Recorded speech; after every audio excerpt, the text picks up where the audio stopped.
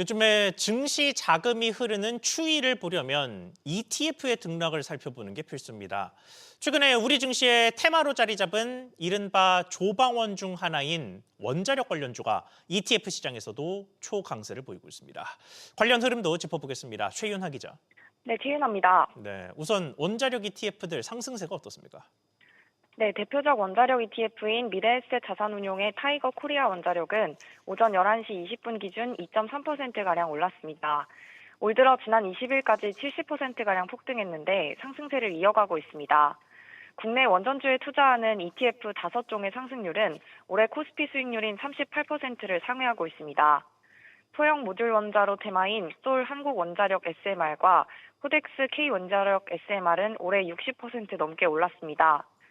전체 원자력 ETF 5개 중 4개는 SK하이닉스 상승률 46%보다도 높았고 3개는 삼성전자 수익률 58%도 넘은 셈입니다.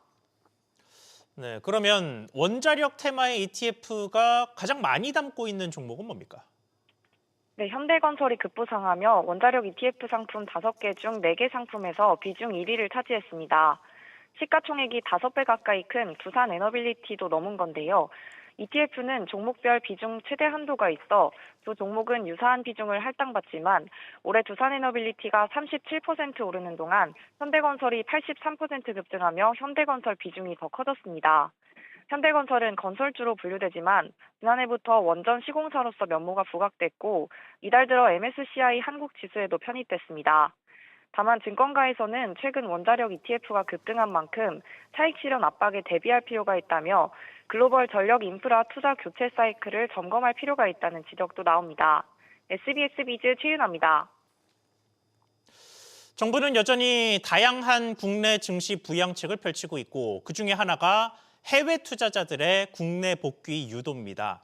관련해서 세금 혜택을 주는 이른바 복귀 계좌의 출시를 예고한 상태인데 국회 논의가 여전히 지지부진합니다.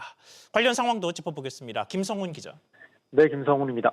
네, 이 계좌의 골자가 원래는 3월까지 국내 증시로 복귀해야 세금 혜택을 준다 이런 내용이었잖아요. 네, 그렇습니다. 국내 시장 복귀 계좌 RIA는 이달 출시를 목표로 정책이 추진됐는데요.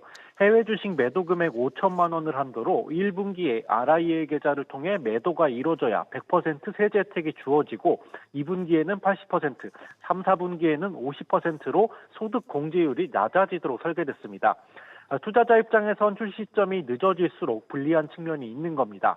하지만 계좌가 출시되기 위해선 국회에서 관련법 처리가 먼저 이뤄져야 하는데 국회 법안 심사는 26일에야 처음 이뤄질 예정입니다.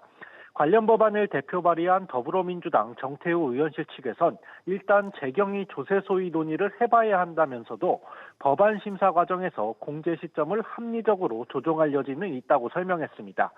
재경부는 국회에서 논의될 사항이라고만 밝혔습니다. 네, 그런데 문제는 소위를 거치면서도 또 거친 뒤에도 절차들이 더 있다는 거죠. 남은 일정들 어떻습니까? 네, 일단 여당 측에서는 여전히 이달 법안 처리를 목표로 하고 있지만 일정이 빠듯합니다. 재경위 법안 심사 이후에도 법사위 의결과 본회의 통과 절차를 밟아야 하기 때문입니다. 여당인 민주당에선 내일부터 다음 달 3일까지 매일 본회의를 열어 각종 법안 처리에 속도를 낼 방침인데요. 하지만 행정통합특별법과 사법개혁 3법, 그리고 3차 상법 개정안 등의 처리를 우선순위에 두고 있습니다. 여기에 대미투자특별법도 다음 달 9일까지 처리한다는 계획인데요. 재경위 의원들이 대미투자 특위에 다수 배치돼 있는 데다 여야 정쟁으로 일정이 밀릴 가능성도 있어 다음 달 RIA 계좌가 출시될 수 있을지도 미지수인 상황입니다. SBS 비즈 김성훈입니다. 다음으로는 전 세계 금융시장과 실물 경제에 또 대형 변수가 되고 있는 미국 관세 관련 소식 연달아 짚어보겠습니다. 미국 연방대법원이 기존 관세의 위헌 판결을 내린 가운데 미국 무역당국은 다른 법 조항을 근거로 관세를 다시 매기는 절차를 시작했습니다. 우리나라도 칼끝을 피하기 어려운 상황이라고 하는데 우선 미국의 상황 짚어보겠습니다. 정광윤 기자. 네, 정광윤입니다. 네, 현재 트럼프 행정부의 움직임이 어떻습니까? 네, 제이미 승그리어 미 무역대표부 대표는 현지 시간 22일 ABC 방송과의 인터뷰에서 브라질과 중국에 대한 무역법 301조 관련 조사를 개시했다고 말했습니다. 이어 과잉 생산 능력을 지닌 아시아 여러 국가들에 대한 조사도 시작할 예정이라며 이런 관세 권한을 통해 우리 몫을 재건할 수 있다고 강조했는데요. 앞서 기존 관세가 위법이라는 미 대법원 판결 직후 성명에선 주요 교역 상대국 대부분이 301조 조사에 포함될 것이라고 밝힌 바 있습니다.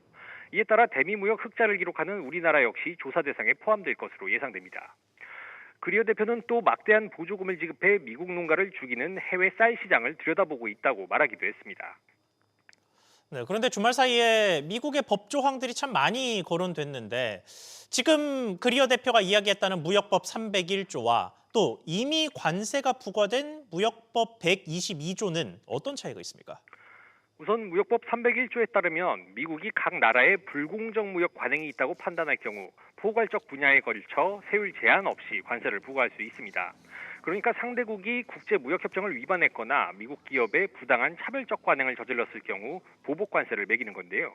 다만 이에 앞서 조사를 진행하고 답변을 듣는 등 절차에 상당한 시일이 소요됩니다. 때문에 트럼프 행정부는 일종의 징검다리로 즉시 도입이 가능한 무역법 122조부터 꺼내들었고 이후 더 강력한 관세를 적용하겠다는 속셈입니다. 무역법 122조는 의회 승인 없이 최장 5개월까지 최고 15% 관세율을 적용할 수 있습니다. SBS 비즈 정광윤입니다. 보신 것처럼 미국 무역 당국이 거론한 과잉 생산의 아시아 국가들 중에는 우리나라도 포함될 가능성이 높습니다. 이번 달 들어서 수출액이 역대 최대치를 경신했기 때문인데 수출 상황도 짚어보겠습니다. 엄하은 기자. 네, 엄하은입니다. 네, 비록 미국 관세와 얽히기는 했습니다만 일단 수출의 호조는 우리 경제에 긍정적인 소식이죠. 수치 어땠습니까? 네, 관세청은 2월 1일부터 지난 20일까지 수출액이 435억 달러로 1년 전보다 23.5% 증가했다고 밝혔습니다. 월별 1일부터 20일까지 수출 실적으로는 역대 최대입니다. 설 연휴 등을 제외하고 실제 조업 일수를 고려한 일평균 수출액은 지난해 동기보다 47.3% 증가한 34억 3억 5천만 달러로 집계됐습니다. 수출이 수입을 웃돌면서 무역 수지는 49억 달러 흑자를 기록했습니다. 특히 반도체 수출이 크게 늘면서 전체 수출액 증가세를 이끌었는데요. 반도체 수출은 지난해 같은 기간보다 134.1% 늘어 151억 1천만 달러를 기록했습니다. AI 서버와 고성능 반도체 수요가 본격적으로 반영된 결과로 풀이됩니다. 컴퓨터 주변기기 수출도 전년 동기 대비 129.2%, 석유 제품은 10.5% 증가했습니다. 네, 반면에 승용차 수출은 줄었다면서요?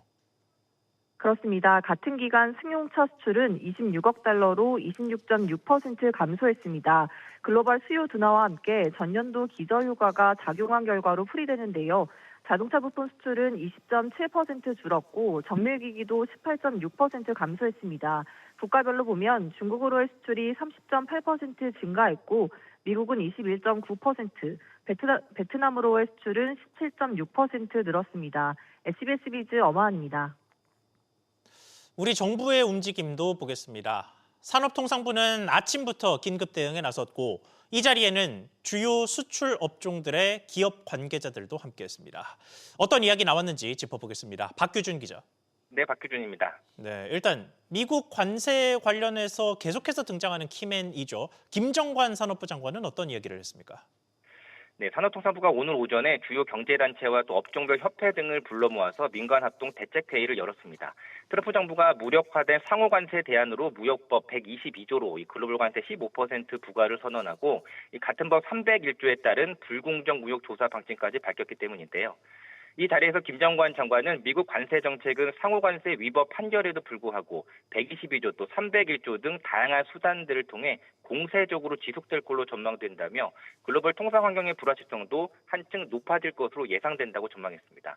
관세 환급과 관련해서는 관세 환급 불확실성에 대응해 기업의 적기 정보가 제공될 수 있도록 협력하겠다고 했습니다.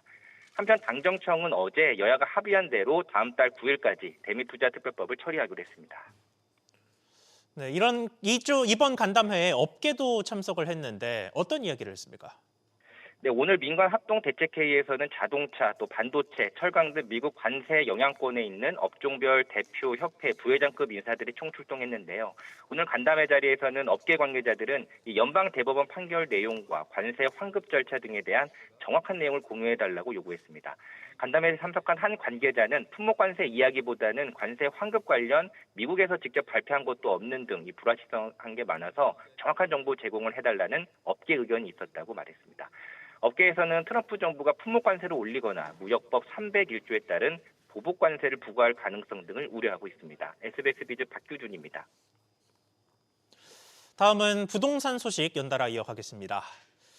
627, 11호 등 다양한 부동산 대책이 쏟아졌던 지난해 서울 아파트 가격이 코로나 팬데믹 때였던 2021년 이후 가장 큰 상승률을 기록했던 것으로 나타났습니다. 특히 강남이 상승세를 이끌었습니다. 이한승 기자. 네, 이한승입니다. 네, 올해 들어서 본격화된 대통령의 전방위 공세가 이래서 그랬나 싶은 상황인데 서울 아파트값 얼마나 올랐습니까? 네, 서울시에 따르면 지난해 12월 서울 아파트 매매 실거래가는 전년 동월 대비 13.49% 상승했습니다. 서울 아파트 실거래가는 코로나 팬데믹으로 초저금리를 유지해 유동성이 확대되던 지난 2021년 이후 최고 상승률을 보였습니다. 이 자료는 서울시가 한국부동산원의 공동주택 실거래 가격지수, 즉 계약 체결일로부터 30일 이내에 신고가 완료된 실거래 자료를 전수 분석한 건데요. 호가 위주여서 왜곡이 많다는 비판을 받는 주택가격 동향조사와 달리 실제 신고된 가격을 토대로 하는 만큼 시장의 실질 흐름을 반영한다는 특징이 있습니다. 네, 그러면 서울 내 세부 지역별로는 상승세가 어땠습니까? 네, 강남 3구에 강동구까지 포함된 동남권이 전년 동월 대비 무려 23%나 오르며 서울 전체 지수 상승을 견인했습니다. 동남권은 전월 대비로도 가장 크게 오르면서 여전한 강남 집중 현상을 보여줬는데요. 지난해 서울 아파트 전세 가격은 전년 대비 5.6% 상승하며 크게 뛰었습니다. 이는 한 해 전인 2024년 상승률의 2배를 웃도는 수준이고 최근 5년간 가장 높은 상승률인데요. 서울시는 지난해 정부의 잇따른 부동산 규제 강화로 인해 전세 물량 공급이 크게 감소한 영향으로 분석했습니다. SBS 비즈 이한승입니다. 보신 것처럼 다양한 대책에도 급등한 서울 아파트값 속에서 이재명 대통령은 연일 다주택자 압박에 나서고 있습니다. 여기에 금융당국이 본격적인 규제 마련에 착수하며 대통령의 발언을 뒷받침하고 나섰습니다. 오정인 기자. 네, 오정인입니다. 네, 우선 금융당국이 계속해서 업계를 소집하는 상황이죠. 그렇습니다. 금융위원회는 5대 은행과 상호금융권을 소집해 다주택자 대출 연장 관행 개선을 위한 3차 회의를 엽니다. 이날 회의에선 다주택자 대출 총량 감축 방안 등 구체적인 실행 방안이 논의될 예정인데요. 당국은 수도권과 규제 지역 아파트를 보유한 다주택자를 우선 관리 대상으로 삼는 핀셋 대책을 검토 중입니다. 임차인 보호 등 특별한 문제가 없다면 다주택자의 만기 연장은 원칙적으로 불허하는 방향이 될 것이라는 게 당국의 입장입니다. 네, 회의가 열릴 때마다 규제가 조금씩 구체화되고 있는데 지금 이야기한 대출 연장 금지 등이 현실화된다면 그러니까 다주택자는 아예 대출의 연장이 안 되는 것 아닙니까? 그렇습니다. 현재 수도권과 규제 지역 내 다주택자가 주택담보대출 및 임대사업자 신규 대출에 주택담보대출 비율 LTV 0%, 다시 말해 대출 금지가 적용되는데 만약 다주택자 만기 연장 시에도 같은 기준이 적용된다면 사실상 대출 회수 효과가 발생할 것으로 보입니다. 임대사업자뿐 아니라 개인 다주택자의 일시상환구조 주담대에도 동일한 규제가 적용될 것으로 예상되지만 해당 대출 규모는 크지 않은 것으로 전해집니다. 한편 다주택자가 대출을 상환하지 못하면 임차인 입장에선 주거 불안이 커질 수밖에 없는데요. 이에 당국은 일정 요건을 충족하는 경우 예외적으로 만기 연장을 허용하거나 일시 상환이 아닌 단계적 대출 감축 방안 등도 살펴보는 것으로 알려졌습니다. SBS 비즈 오정인입니다. 보신 것처럼 다주택자 등에 대해서는 정부가 대출을 막으려는 움직임이 나타납니다만 서민과 관련된 대출에서는 이른바 잔인한 금융을 없애겠다는 모습을 보이고 있죠. 이런 흐름 속에서 보험사들의 대표적인 서민 급전 대출, 보험 계약 대출의 금리가 내려가는 것으로 확인됐습니다. 어떤 방식으로 내려가는 건지 단독 취재한 기자 연결해 보겠습니다. 이민후 기자. 네, 이민호입니다. 네, 이게 일단은 업계의 자체적인 인하 움직임이던데 구체적으로 어떤 단계입니까? 네, 보험업권이 오는 4월부터 대출금리의 예금자 보험료와 서민금융진흥원 출연금과 같은 각종 법적 비용을 반영하지 않기로 했습니다. 동시에 연 2회 이상 금리 산정이 적정한지 점검해야 합니다. 생명보험협회는 이런 내용을 담은 대출금리 체계의 합리성 제고를 위한 모범 기준을 내고 의견을 수렴하고 있습니다. 생보협회 관계자는 은행법 개정 취지에 맞춰 법적 비용 반영 제한 등을 선제적으로 시행하려는 것이라고 설명했습니다. 은행권에서는 관련 규정이 오는 7월부터 시행될 예정입니다. 특히 전체 가계대출의 절반 이상을 차지하는 보험계약 대출에도 적용되는데요. 보험계약 대출은 해약 환급금을 담보로 최대 95%까지 빌릴 수 있는 상품으로 경기 침체 때 수요가 늘어나는 대표적인 불황형 대출입니다. 조만간 손해보험협회도 유사한 기준 마련에 나설 전망입니다. 네, 그러니까 금리를 직접적으로 내리는 것은 아니고 가산금리의 규칙을 변경하는 건데 이로 인해서 실제로 보험사의 대출 금리가 내려갈 가능성도 있습니까?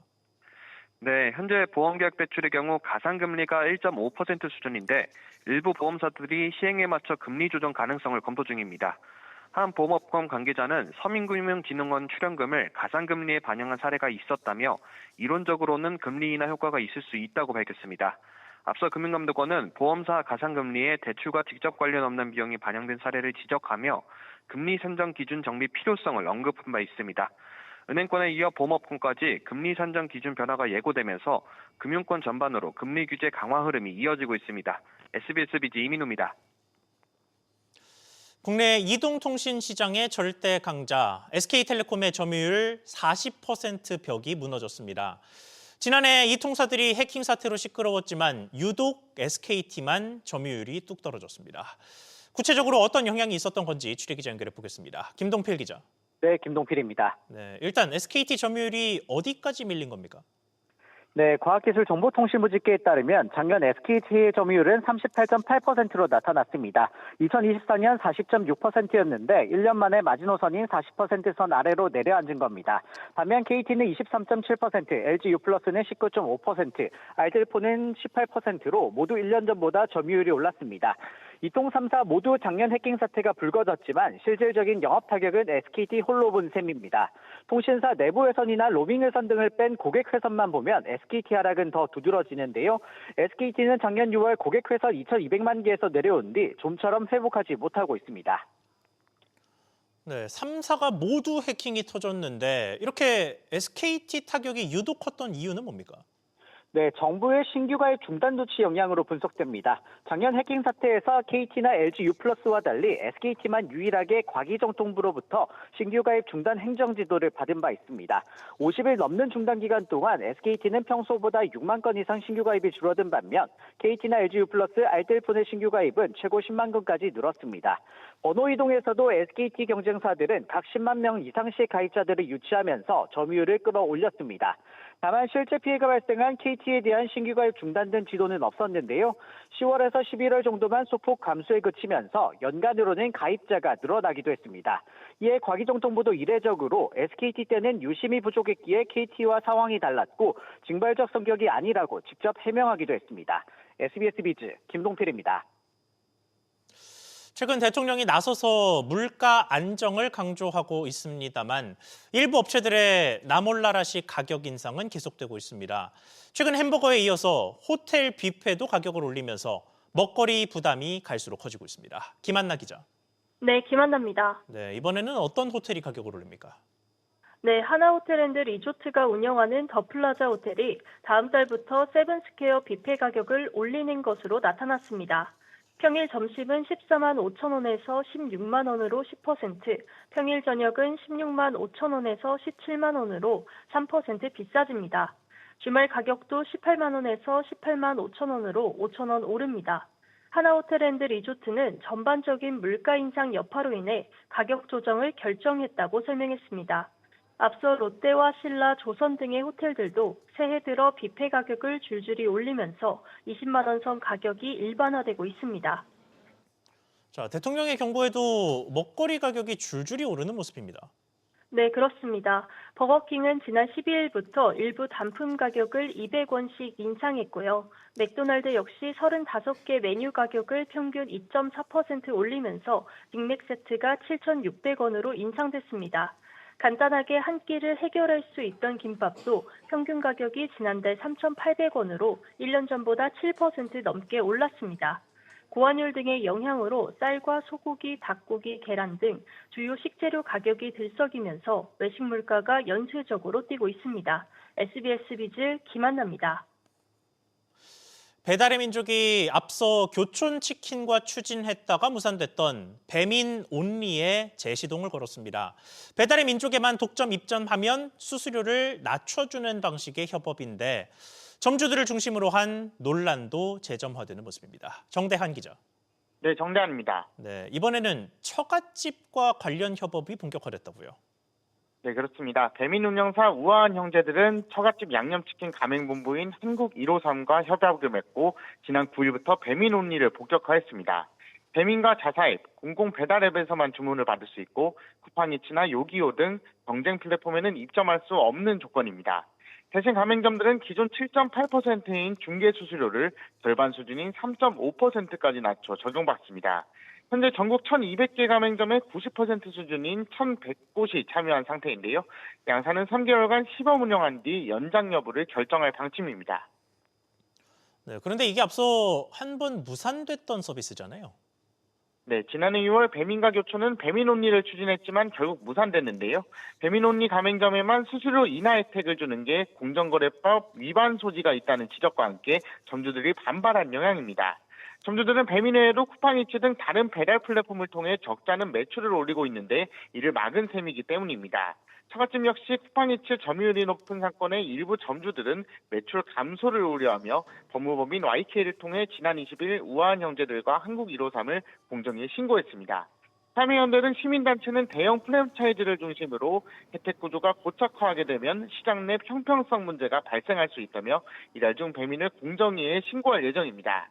다만 배민 측은 점주가 자발적으로 참여 여부를 선택할 수 있고 프로모션에 참여하지 않아도 불이익은 없다는 설명입니다. SBS 비즈 정대한입니다. 지난해 국내 총생산 GDP 대비 세금 수입 비율인 조세 부담률이 3년 만에 반등했다는 추정치가 나왔습니다. 재정경제부와 행정안전부 등에 따르면 지난해 조세 부담률은 약 18.4%로 1년 전보다 약 1%포인트 높아진 것으로 추산됐습니다.